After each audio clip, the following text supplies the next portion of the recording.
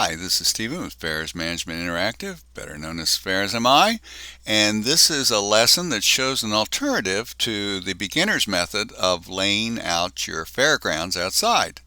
Now, the beginner's method we call a minimum pod, and this lesson assumes you've already started laying out with minimum pods or have at least looked over the learning videos on that. That would be when you make one booth in a row, one aisle, and you ignore everything else, and then take your Foursquare tool and drag it over, and you have two booths. And from there you would make copies of those booths, resizing, labeling them, and doing rotating whatever you need to do to them to put them in place for your different fairground objects. Now, the alternative method allows you to create a whole group of booths, all numbered sequentially, that you can drag one at a time and keep the numbering system without having to edit that, and to make it very quick to create multiple booths, or I say booths, but whatever object, whether they're rides or kiosks or your vendor booths, put them up there really quickly. So the way we might do that would be, let's say we would put 20 booths in a row. Let's say we'd average a size between what kiosk sizes and rides and things. We just choose choose a size that seems to be the average size we're going to have for our layouts. I'm just going to say 20 by 20. We're going to go ahead and leave two aisles there, and we're not really going to care about anything else until we get down to the numbering orientation and system. And now I'm going to choose this radio button because it indicates that it's serpentine numbering, or numbering in sequence. So when I take my Foursquare tool and drag it over, now you'll see when I zoom in, I've got a bunch of objects or booths all sequentially numbered. The advantage of this is I can take the whole pod over here and get it out of your way. Now what I suggest is you right click it and ungroup them, and this will make it easy for you to move those booths into place without accidentally hitting the pod instead.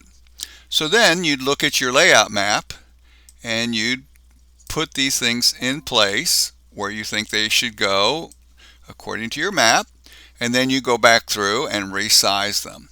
Now from there you would probably put them in different categories: rides, concessions, food concessions, and game concessions, etc.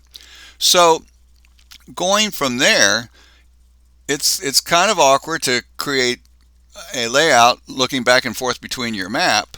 So another way you can do this is something we've just come up with, which is using a historical map. So if you have an aerial photograph of your one of your past fairs that you want to start this from or base it from, we create a layer that's on overlays on top of this. So let me back this up just a hair, and I'll show you. We go to our layers command over here, and you'll see that we got all these different layers for your different types of objects.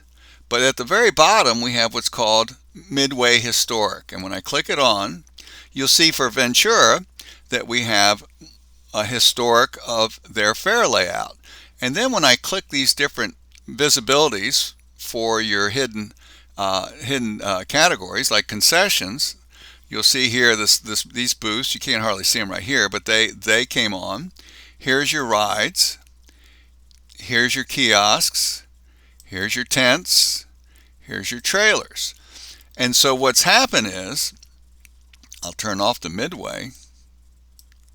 What I've done is I've taken that group that you saw over here, and I've dragged all these things in place and essentially traced over that historic map. And then when I'm done, I hide the historic map and I've got my layout.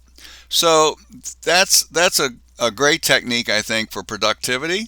And in general, even if you don't have a historic layer, a historic image to create a layer from, this technique of creating a group of booths in sequence and then dragging them over, quote unquote, rapid fire based on your mapping is a great productivity tool. But I think in the beginning, work with the minimum pods, because it makes it simpler for the first-time user to concentrate on how to edit the boosts and label them the way they need to.